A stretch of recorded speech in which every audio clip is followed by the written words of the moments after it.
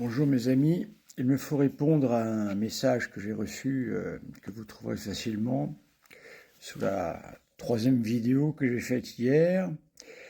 Il y a un monsieur qui vient régulièrement, je ne sais pas qui c'est, apparemment un François-Xavier Perron, qui m'accuse pas moins d'être un moderniste. Évidemment, on est tous modernistes dès lors que l'on défend euh, les papes à partir de Jean 23. Voilà, et qu'on défend le Concile Vatican II. Je rappelle quand même que le Concile Vatican II, d'ailleurs, il faut que j'en parle, mais je suis dépassé par la vitesse des messages. C'est ça le Concile Vatican II. Voilà. Alors, on me dit que je suis un menteur concernant le schisme. Alors, je voudrais tout de même rappeler que Monseigneur Lefebvre a donc,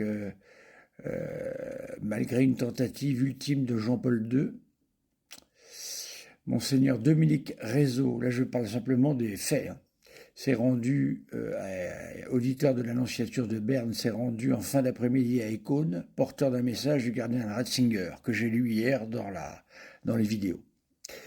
Porteur d'un message du cardinal Ratzinger au nom du pape demandant à Monseigneur Lefebvre de renoncer à ses ordinations, l'évêque rebelle a franchi le pas le jeudi 30 juin, devant une assistance de 7000 personnes, bien moins que prévu. C'est les faits, ça. Hein. Monseigneur Lefebvre a ordonné à Écône 4 évêques, fidèles à la tradition, dit-il, ce qui veut dire que les 2800 évêques qui ont signé les décrets du Concile Vatican II, y compris Monseigneur Lefebvre, faut-il le rappeler encore une fois, sont tous contre la tradition. Voilà, c'est ça que ça veut dire. Moi, je ne peux pas accepter ça, je suis navré, et je le démontre que c'est inacceptable. Monseigneur Lefebvre a ordonné donc ces 4 évêques fidèles à la tradition, dont d'ailleurs il n'en reste plus que 2 aujourd'hui, Monseigneur Galarreta et Monseigneur Fallet. Monseigneur Fallet acceptera-t-il de ressacrer des évêques de nouveau? Voilà la question. Et Monseigneur Galarreta aussi, nous attendons. Voilà, alors il s'agit de 4 évêques que nous connaissons maintenant par cœur. Donc Richard Williamson, un Anglais de 48 ans, Bernard Tiché de Malray, un Français de 43 ans, Alfonson de Galarreta, 31 ans, jeune pour un évêque, mais bon, c'est voilà.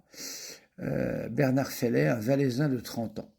Selon le canon 1382, l'Église prévoit dans ce cas l'excommunication ipso facto de l'évêque consécrateur, donc Monseigneur Lefebvre, et des évêques qui reçoivent la consécration. En effet, en refusant de se soumettre au souverain pontife et en rompant la communion avec la hiérarchie catholique, Monseigneur Lefebvre s'exclut aujourd'hui de l'Église et commet un schisme. J'ai donné la définition d'un schisme selon le dictionnaire de théologie catholique, le DTC, qui a été fait ces articles-là bien avant le Concile Vatican II. Donc on ne peut pas les soupçonner d'être des émissions de Vatican II. Au début de la cérémonie d'ordination, l'abbé Franz Schlimberger, supérieur général de la fraternité, a lu un texte que j'ai lu hier en français, que d'ailleurs on trouve dans le livre de Monseigneur Bernard Tiché de Malray, livre tout à fait honnête, qui donne tous les documents. Donc je ne l'ai pas pris ailleurs que dans les documents propres de Clovis, voilà, Monseigneur Lefebvre, une vie. Alors là, nous avons affaire à un véritable mensonge, voilà. Alors il y a un texte en latin, bien sûr, présenté comme un mandat apostolique. Bien sûr, nous voyons bien qu'il n'y a aucun mandat apostolique, puisque le pape et le cardinal Ratzinger, à l'époque, pour la doctrine de la foi, eh bien, ont envoyé un mandataire à travers le nonce voilà, de Berne. Ce mandat, nous l'avons, dit-il, de par l'Église romaine, toujours fidèle à la sainte tradition qu'elle a reçue des apôtres. Depuis le Concile Vatican II jusqu'à aujourd'hui, a-t-il poursuivi, les autorités de l'Église romaine, toutes, sans exception, sont animées par l'esprit du modernisme. Donc évidemment, si elles le sont, moi je le suis aussi, bien sûr, je suis moderniste.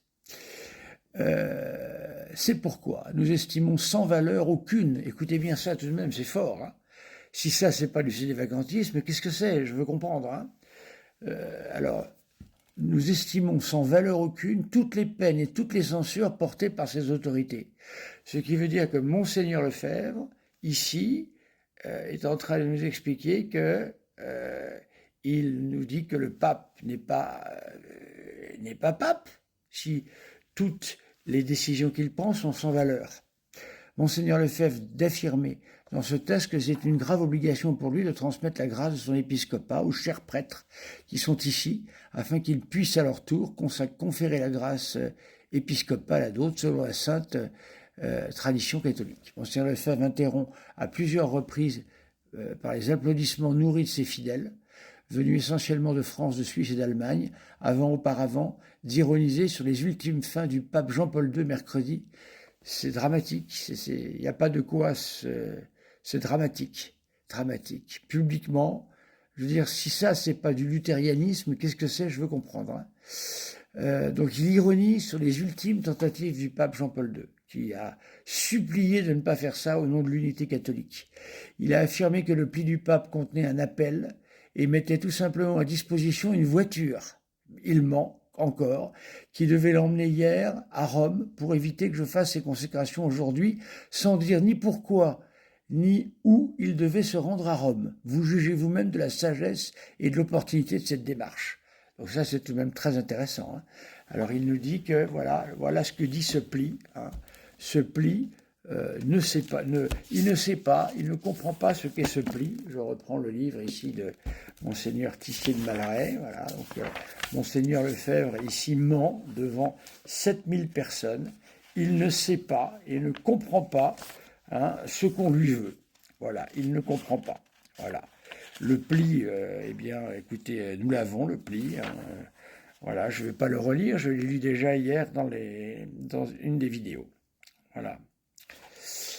Ici, la lettre, la lettre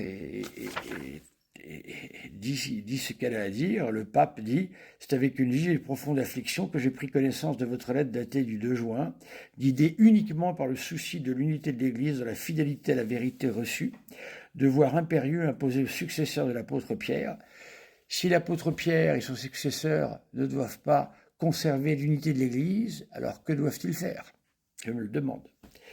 Avec des experts de la Congrégation de la doctrine de la foi, puis entre vous-même et le cardinal Joseph Ratzinger, au cours de ces entretiens, des solutions avaient été élaborées et signées par vous-même le 5 mai 1988. Alors effectivement, je vais prendre une autre vidéo pour le signifier.